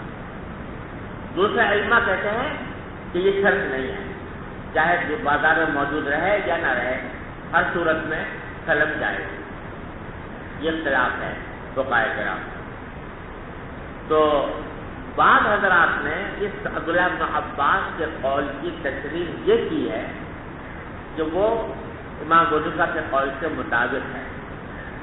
یعنی جب اس شخص نے سوال کیا کہ کیا نخل میں سلم ہو سکتا ہے، نخل میں سلم ہونے سے مراد ہے کھجور میں سلم ہو سکتا ہے، تو امام عبداللہ بن عباس نے کہا کہ ہاں ہو تو سکتا ہے، لیکن شرط یہ ہے کہ ایسے وقت میں ہو جبکہ وہ کھانے کے لائق ہو، وہ کھجور اور کھانے کے لائق ہونے کی وجہ سے بازار میں موجود ہو، وزن کرنے کے لائق ہو، کھانے کے لائق ہو اور بازار میں موجود ہو. اگر وہ کھانے کے لائق نہیں ہے، اس کا معنی یہ کہ ابھی موسم نہیں آیا، اور جب موسم نہیں ہے تو بازار میں موجود بھی نہیں، لہذا اس کا سلم کرنا بھی جائے گا. بعض حضرات نے اس کی تشریح یہ کی ہے.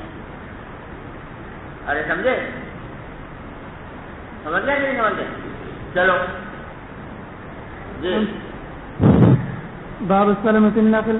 وبه قال حدثنا ابو الوليد قال حدثنا شعبة عن عمرو بن ابي البختري قال سألت ابن عمر رضي الله تعالى عنهما عن السلم في النخل فقال نهي عن بيع النخل حتى يأكله وعن بيع البريق نساء بنادج. وسألت ابن عباس رضي الله تعالى عنهما عن السلم في النخل فقال نهى النبي صلى الله عليه وسلم عن بيع النخل حتى يؤكل منه أو قال يأكل منه وحتى يوزن. وبه قال حدثنا محمد بن بشار قال حدثنا غندر قال حدثنا شعبة عن عمرو عن ابي البختري قال سألت ابن عمر رضي الله تعالى عنهما عن السلم في النخل فقال نهى عمر عن بيع الثمر حتى يأكله ونهى عن البريق بالذهب نساء بناجز. وسألت ابن عباس رضي الله تعالى عنهما فقال نهى النبي صلى الله عليه وسلم عن بيع النخل حتى يأكل منه أو قال يؤكل حتى يوزن. قلت ما يوزن؟ قال يوزن عنده حتى يحرز. باب الكفيل في السلم.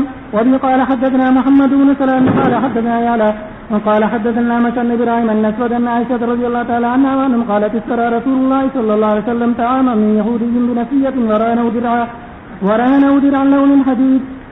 یعنی یہاں سوال یہ پیدا ہو رہا ہے کہ عام طور سے جو بیع مؤجل ہوتی ہے اس میں بائع مبی تو ابھی دے دیتا ہے اور ثمن مشتری کے ذمے ہوتی ہے وہ بعد میں ادا کرتا ہے. تو اس میں رہن بھی لے سکتا ہے بائع کہ بھائی تم اس بات کی میں اطمینان کرنا چاہتا ہوں کہ تم وقت پر پیسے ادا کر دو گے. اس کے لیے کفیل بھی لے سکتا ہے, اس کے لیے رہن بھی لے سکتا ہے. لیکن یہاں معاملہ الٹا ہے تو مشتری نے تو پیسے ابھی دے دیے اور مبی ذمے میں واجب ہو گئی بائع کہ وہ بعد میں دے گا. تو کیا مشتری بھی مطالبہ کر سکتا ہے مسلم علیہ سے کہ بھائی تم جو کہہ رہے ہو کہ میں 6 مہینے کے بعد گندم دوں گا تو کوئی رہن رکھو میرے پاس تاکہ مجھے اطمینان رہے کہ 6 مہینے کے بعد واقعی گندم لا کر دے دو گے مجھے. یا کوئی کفیل طلب کر سکتا ہے کہ تم کوئی آدمی ایسا مہیا کرو کہ جس سے مجھے اطمینان ہو کہ اگر تم نے وقت پر ادائیگی نہ کی اس گندم کی تو یہ شخص تمہاری جگہ ادا کر دے گا. تو کفیل کا مطالبہ تو کہتے ہیں جائز ہے کفیل کا مطالبہ بھی اور رہن بھی. اور استدلال کیا اس واقعے سے کہ نبی کریم صلی اللہ علیہ وسلم نے یہودی سے کھانا خریدا تھا ادھار اور پھر آپ نے ایک ذرا رہن رکھی تھی. اگرچہ یہاں پر وہ معاملہ بیع مؤجل کا تھا, سلم کا نہیں تھا, لیکن قیاس کر رہے ہیں اس پر کہ جب ثمن کے عوض رہن طلب کیا جا سکتا ہے تو مبی کے عوض میں یوری رہن طلب کیا جا سکتا ہے کیونکہ دونوں میں کوئی فرق نہیں ہے, دونوں کا مقصد توثیق ہے. جی باب الرهن في السلم.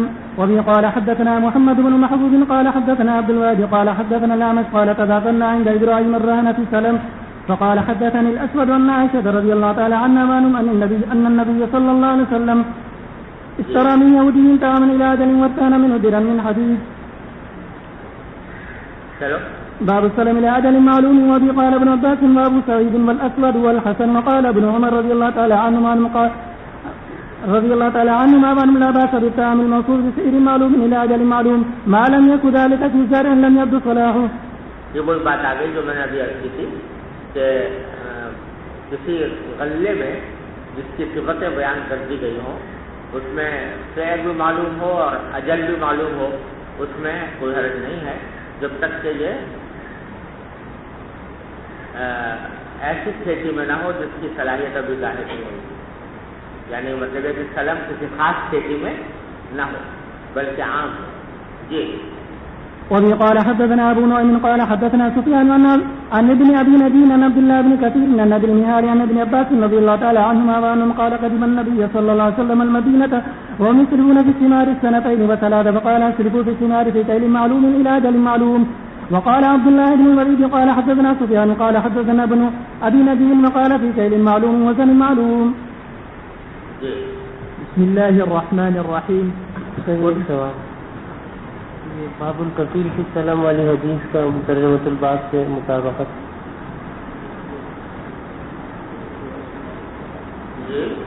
باب الکفیل فی السلم جو ہے اس کی حدیث کے ساتھ مطابقت سے اس صفحے کے شروع میں 300 صفحے کے شروع میں صفحہ نمبر 300 کے شروع میں باب الکفیل فی السلم اس کی حدیث کے ساتھ مطابقت سمجھیں. اللہ کی بندے کو بتائیے اور کیا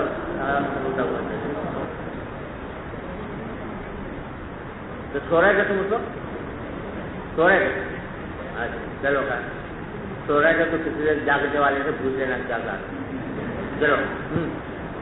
وبالسند المتصل منا إلى الإمام الهمام الحافظ الحجة أمير المؤمنين في الحديث أبي عبد الله محمد بن إسماعيل البخاري رحمه الله ومتعنا بعلومه وفيوضه وبركاته آمين.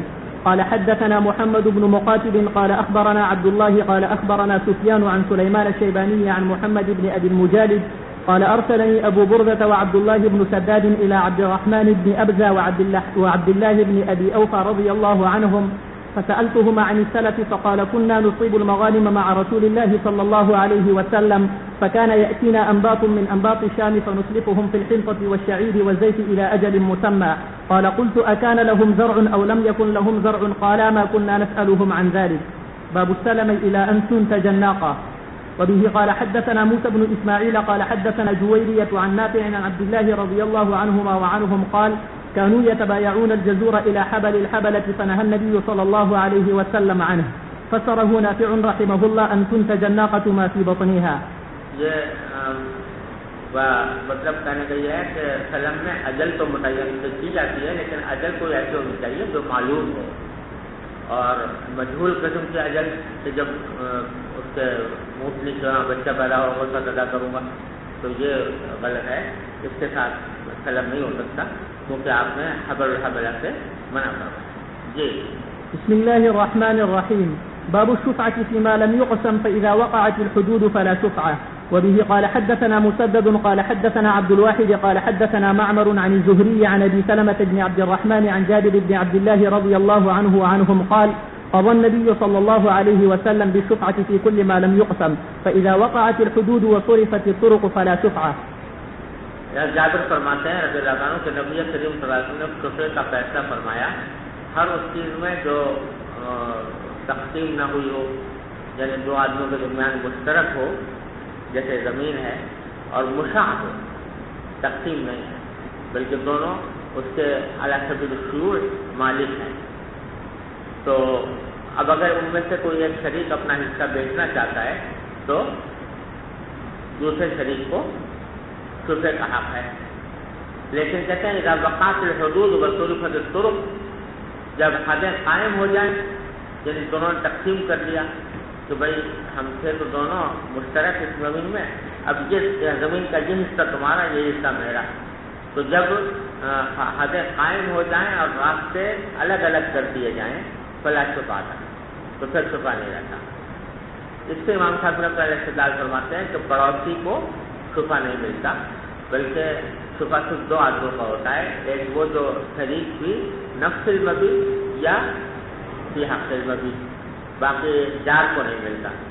حنفیہ کا استدلال، حنفیہ کہتے ہیں جار کو بھی ملتا ہے، آگے حدیث آ رہی ہے الجار حق کو بالسقا بھی، تو جار جو ہے وہ زیادہ حقدار ہے اپنے ثقب کا، یعنی اپنے جوان کے حقوق کا. ثقب جو ہے وہ بھی در حقیقت مختلف حقوق جار کو کہتے ہیں جن کا زیادہ اطلاق جو ہے شفعے کے اوپر ہوتا ہے.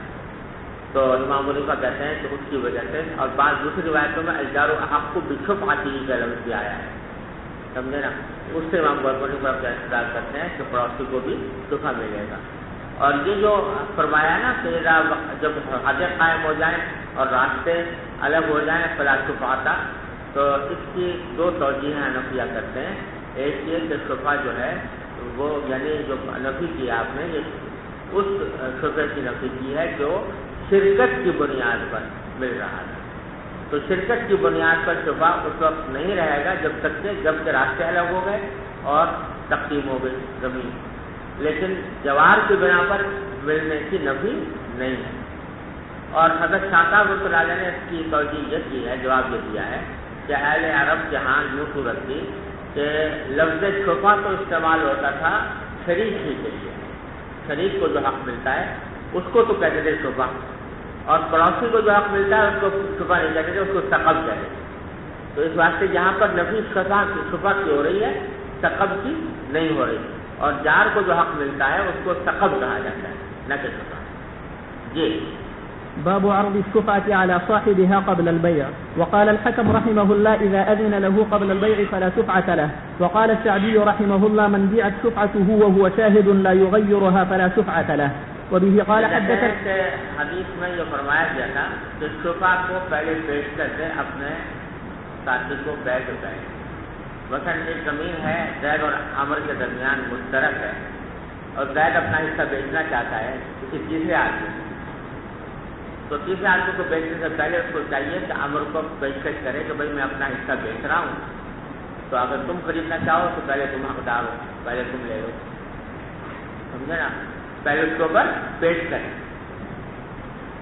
لیکن اگر فرض کرو کہ عمر نے قبول کرنے سے انکار کر دیا، کہا کہ میں نہیں لینا چاہتا، شفعہ نہیں کیا. بعد میں زید نے وہ خالد کو بیچ دیا،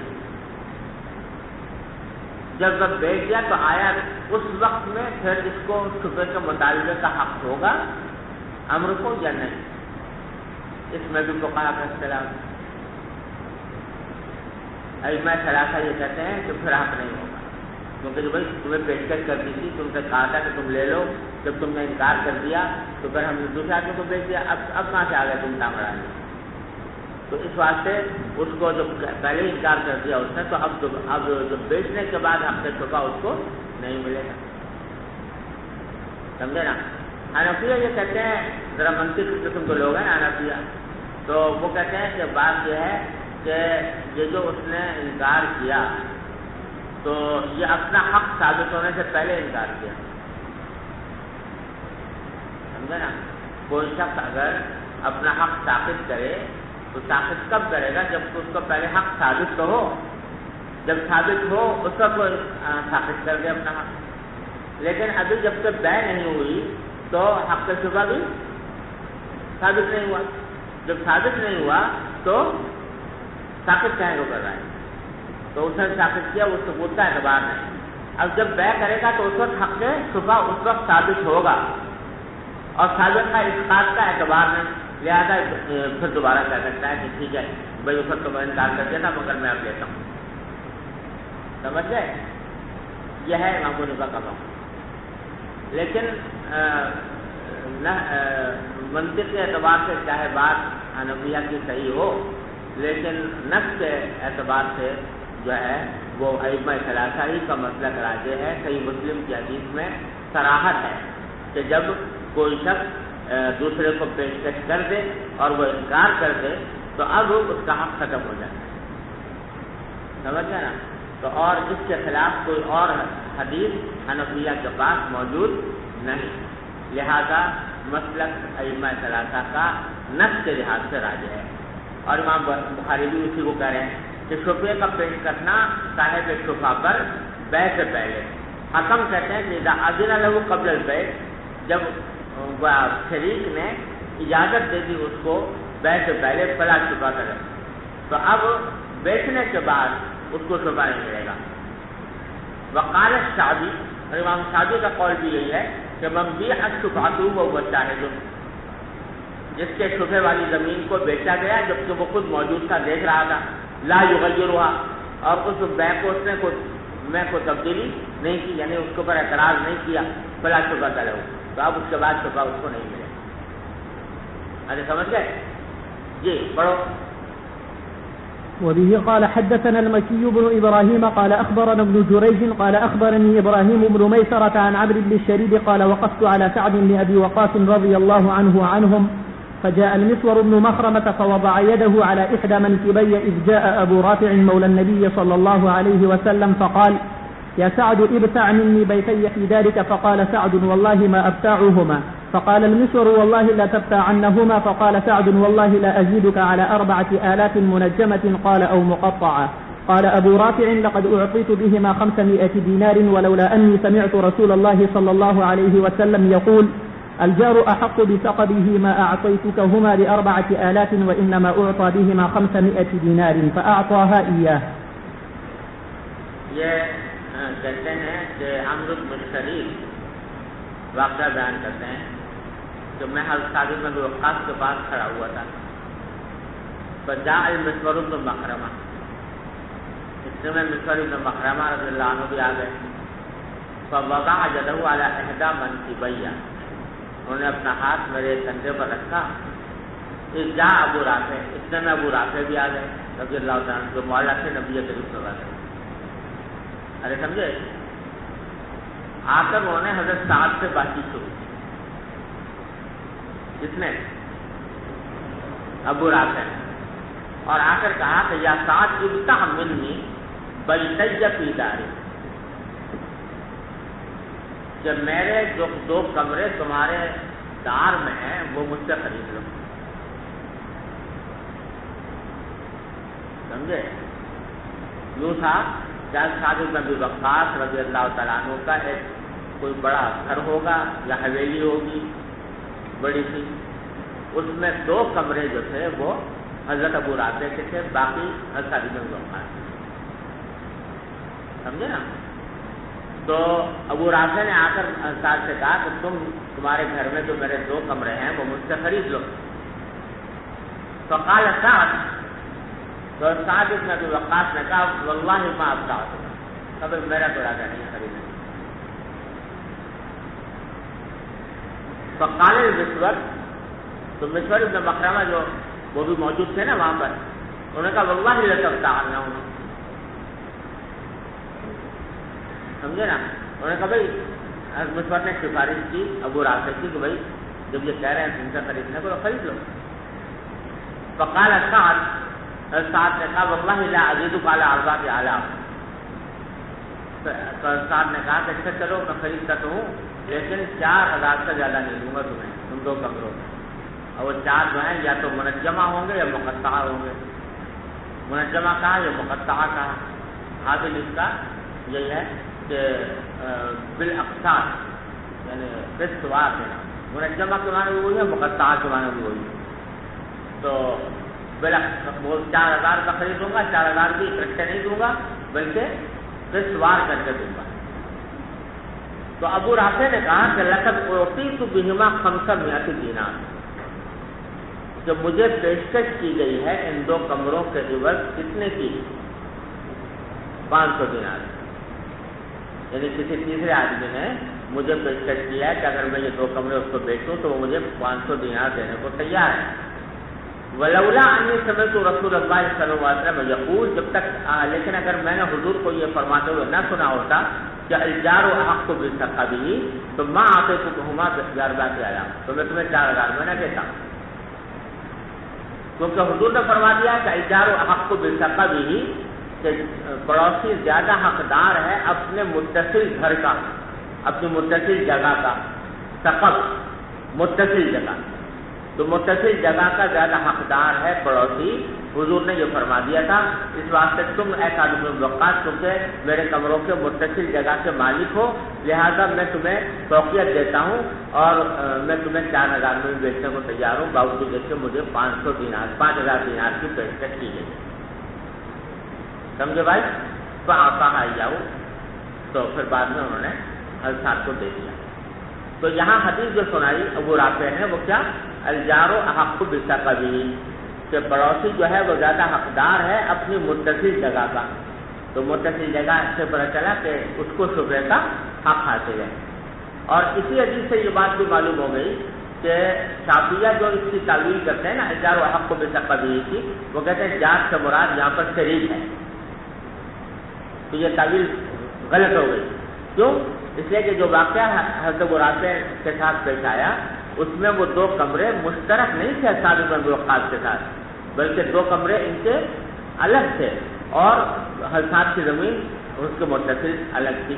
تو یہاں شرکت نہیں تھی بلکہ جوار تھا. تو معلوم ہوا کہ جار سے مراد پڑوسی ہی ہے، شریک مراد نہیں ہے. یہ واقعہ جو ہے اس کی تائید کر رہا ہے، حنفیہ کی تائید کر رہا ہے.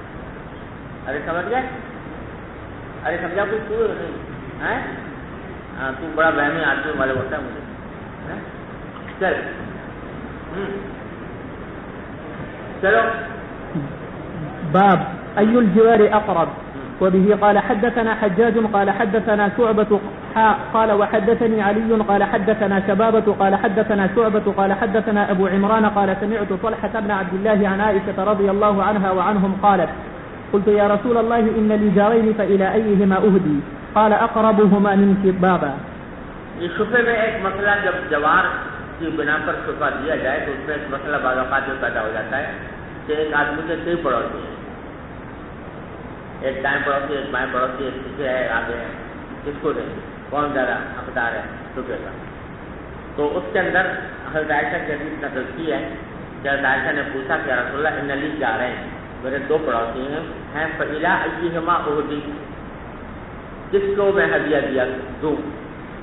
یعنی پڑوسی کا حق یہی ہے کہ کبھی کبھی اس کے پاس کوئی ہدیہ بیچ دیا جائے تو میں اب ایک کو بیچ سکتی ہوں، دونوں کو تو نہیں بیچ سکتی کسی وجہ سے، تو کس کو دوں ہدیہ؟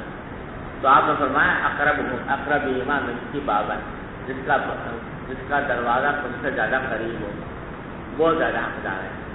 تو اسی پر امام صاحب کہہ رہے ہیں شفے کے اندر بھی یہ معاملہ ہوگا کہ صفحے میں اگر 2 پڑوسی ہیں لیکن ایک کا دروازہ زیادہ قریب ہے تو اس کو حق ملے گا صفحے کا.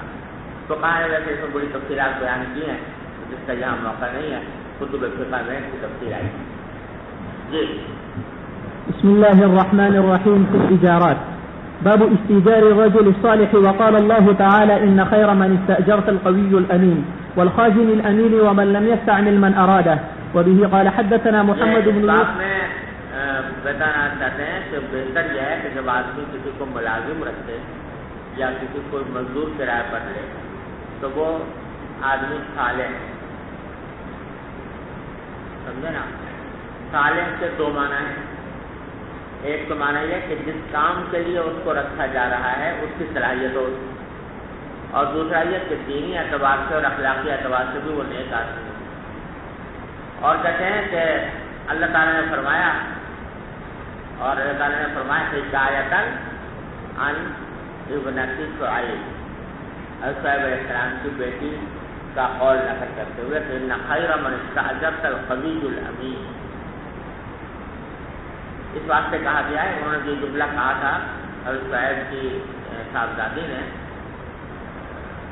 اور پھر بعد میں وہ حضرت موسیٰ علیہ السلام کی نگاہ میں آئی, تو اس کی وجہ سے کہا گیا ہے کہ یہ دنیا کی نہایت عاقل خواتین میں سے تھی, کہ اس نے 2 لفظوں میں انہوں نے ایک ملازم اور مزدور کے بہترین اوصاف جو ہونے چاہیے وہ بیان کرتے ہیں.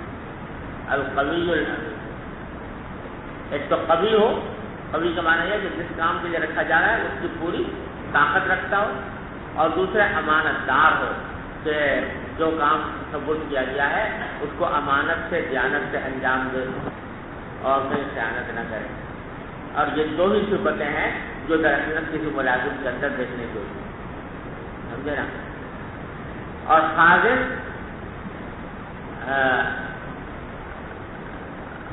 امین خازن تلاش کرنا چاہیے, مطلب یہ امام بخاری کا کہ جب کوئی خازن بناؤ کسی کو تو ایسا ہونا چاہیے جو امانت دار ہو. تیسرا مسئلہ یہاں اس میں یہ بیان کیا وَلَمْ يَسْتَعْمِلْ مَا أَرَادَهُ مَنْ أَرَادَهُ, کہ جنہوں نے عامل نہیں بنایا اس شخص کو جو چاہتا ہو کہ مجھے بنا دیا جائے. یعنی جو کوئی عہدہ طلب کرے کہ مجھے حاکم بنا دو, مجھے قاضی بنا دو, تو وہ حاکم بنانا قاضی بنانا ہر شخص کو جو ہے حضور کا طریقہ نہیں تھا صلی اللہ علیہ وسلم. جی وبه قال حدثنا محمد بن يوسف قال حدثنا سفيان عن أبي بردة قال أخبرني جدي أبو بردة عن أبيه أبي موسى الأشعري رضي الله عنه وعنهم قال النبي صلى الله عليه وسلم الخازن الأمين الذي يؤدي ما أمر به طيبة نفسه أحد المتصدقين. یہ کتاب الزکات میں بھی گزری ہے یہ بات کہ وہ خازن امین, امانت دار خازن جو ادا کرے جس چیز کا بھی اس کو حکم دیا گیا ہے. جس نے پیسے رکھوایا ہے وہ اس نے کہا وہ فلاں کو دے دینا, تو وہ اس کو صحیح طریقے سے ادا کرے اور طیبۃ نفسہ بزدلی کے ساتھ, تو وہ بھی متصدقین میں سے ایک متصدق ہے, یعنی گویا اس کو بھی صدقے کا ثواب ملتا ہے. جی وبه قال حدثنا مسدد قال حدثنا يحيى عن قرة بن خالد قال حدثني حميد بن هلال قال حدثنا أبو بردة عن أبي موسى رضي الله عنه وعنهم قال أقبلت إلى النبي صلى الله عليه وسلم ومعي رجلان من الأشعريين قال فقلت ما علمت أنهما يطلبان العمل قال لن أو قال لا نستعمل على عملنا من أراده. حضرت ابو موسیٰ اشعری فرماتے ہیں کہ میں نبی کریم صلی اللہ علیہ وسلم کے ساتھ خدمت میں حاضر ہوا, ومعي رجلان من الأشعريين, میرے ساتھ میرے قبیلے کے کچھ 2 آدمی بھی ساتھ لگ گئے. قال فقلت, اچھا انہوں نے جب حضور کی خدمت میں پہنچے نا تو جو 2 صاحبان ساتھ گئے تھے انہوں نے نبی کریم صلی اللہ علیہ وسلم سے درخواست کر دی کہ ہمیں آپ کوئی عامل بنا دیجیے کہیں کا. تو جو بیچاروں کو تو موسیٰ اشعری کو پتہ نہیں تھا کہ یہ جا کر وہاں یہ سوال کریں گے, تو کہتے ہیں وما علمت انہما یطلبان العمل, مجھے علم نہیں تھا کہ یہ جا کر عمل کا سوال کریں گے کہ ہمیں عامل بنا دیجیے. تو آپ نے فرمایا کہ لن او قال اللہ نستعمل علی عملنا من اراد, ہم اپنے عمل پر یعنی حکومت پر ایسے شخص کو مقرر نہیں کرتے جو خود اس کا ارادہ کرے، کیونکہ حدیث میں دوسری جگہ فرمایا کہ جو شخص کسی عہدے اور منصب کا طالب ہو تو وہ منصب اسی کے ثبوت کر دیا جاتا ہے، ہماری طرف سے مدد نہیں ہوتی، اور اگر کسی کو بغیر طلب کے مل جائے تو اللہ تعالیٰ فرماتے ہیں کہ ہم اس کی مدد کرتے ہیں۔ تو اس لیے جو حکومت کے مناصب اور عہدے ہیں ان کے بارے میں یہی حکم ہے کہ آدمی خود سے ان کو طلب نہ کرے، سمجھے نا۔ البتہ اگر بغیر طلب سے آ جائے تو اللہ تعالیٰ کی بھروسے پر قبول کر لے اور پھر اس کو امید ہے کہ انشاءاللہ اس کی مدد ہو، سمجھ گئے۔ البتہ صرف ایک جگہ پر اجازت ہے اس عہدے کو طلب کرنے کی، جبکہ اس بات کا اندیشہ ہو اور یہ قوی اندیشہ ہو یقین کے درجے میں کہ اگر میں اس کو نہیں کروں گا تو کوئی ظالم جادو یہاں پر مسلط ہو جائیں گے اور وہ لوگوں کے حقوق کو پامال کریں گے، جیسا کہ یوسف علیہ السلام نے کیا کہ یہ فرمایا کہ جعلنی علی خزائن۔ چلیے باب رعي الغنم على قراريط. وبه قال حدثنا أحمد بن محمد المكي قال حدثنا عمرو بن يحيى عن جده عن أبي هريرة رضي الله عنه وعنهم عن النبي صلى الله عليه وسلم قال ما بعث الله نبيا إلا رعى الغنم فقال أصحابه وأنت فقال نعم كنت أرعاها على قراريط لأهل مكة. جو فرمایا کہ اللہ تعالیٰ نے کوئی نبی نہیں بھیجا مگر اس نے بکریاں ضرور کرائی۔ اللہ تعالیٰ نے انبیاء کرام کے ساتھ یہ بات رکھی ہے کہ ان کو پہلے بکریاں چرانے کو کا کام سونپا ہے، کیونکہ بکریاں چرانا یہ بڑا نازک کام ہے۔ بکری کے گلے کو ساتھ لے کے چلنا، بکری کو ادھر بھاگ رہی ہے ادھر بھاگ رہی ہے، اس کو سب اکٹھا جمع کرنا، اب اور قابو میں نہیں آتی، اور اگر قابو میں لانے کے لیے زیادہ مارے تو بکری جو ہے بیچارہ کمزور جانور ہے، زیادہ ماریں گے تو مر ہی جائے گی، یہ زیادہ مار بھی نہیں سکتے۔ تو حکمت سے محبت سے کچھ تھوڑی بہت معمولی سختی کر کے اس کو چلانا پڑتا ہے بکریوں کو۔ تو انبیاء کرام علیہ السلام کو چونکہ اپنی امتوں سے سابقہ پیش آتا ہے، اس میں بڑی حکمت اور تدبر کی اور بڑے تحمل کی ضرورت ہوتی ہے، اس واسطے پہلے تربیت کی جاتی ہے کہ وہ بکریاں چرائیں۔ تو پوچھا وانتا، اور قرآن نے پوچھا کہ آپ نے بھی چاہے؟ فقال نعم، فرمایا کہ ہاں كنت ارعاها على قراريط لأهل مکہ، میں اہل مکہ کے لیے بکریاں چرایا کرتا تھا اعلیٰ قراريط و کچھ قیراط چاندی کے عوض۔ جی بسم اللہ الرحمن الرحیم۔ باب استئجار المشركين عند الضرورة وإذا لم يوجد أهل الإسلام وعامل النبي صلى الله عليه وسلم يهود خيبر بالسند المتصل۔ ضرورت کے وقت میں مشرکین کو بھی ملازم رکھا جا سکتا ہے یا مزدوری پر لیا جا سکتا ہے جبکہ مسلمان موجود نہ ہو۔ یہ کوئی مسلمانوں کا موجود نہ ہونا یہ کوئی فقہی شرط نہیں ہے بلکہ استحبابی شرط ہے حنفیہ کے نزدیک۔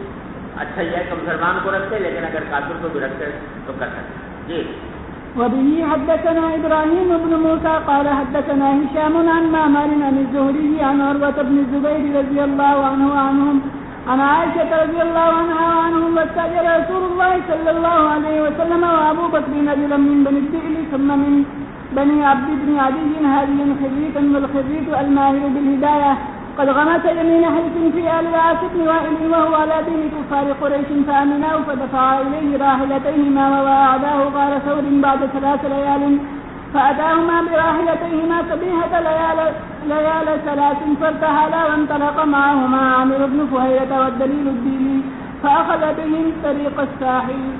یہاں رسول کریم صلی اللہ علیہ وسلم میں رہنمائی کے لیے راستہ بتانے کے لیے جس آدمی کو کرائے پر لیا یا ملازم رکھا وہ مشرک تھا ہجرت کے وقت، لیکن آپ نے اس کو رکھا تو معلوم ہوا کہ مشرک سے وہ ملازم رکھنے میں کوئی حرج نہیں ہے۔ جی باب يستأجر أجيرا ليعمل له بعد 3 أيام أو بعد شهر أو بعد سنة جاز وهما على شرطهما الذي اشترطاه إذا جاء الأجل۔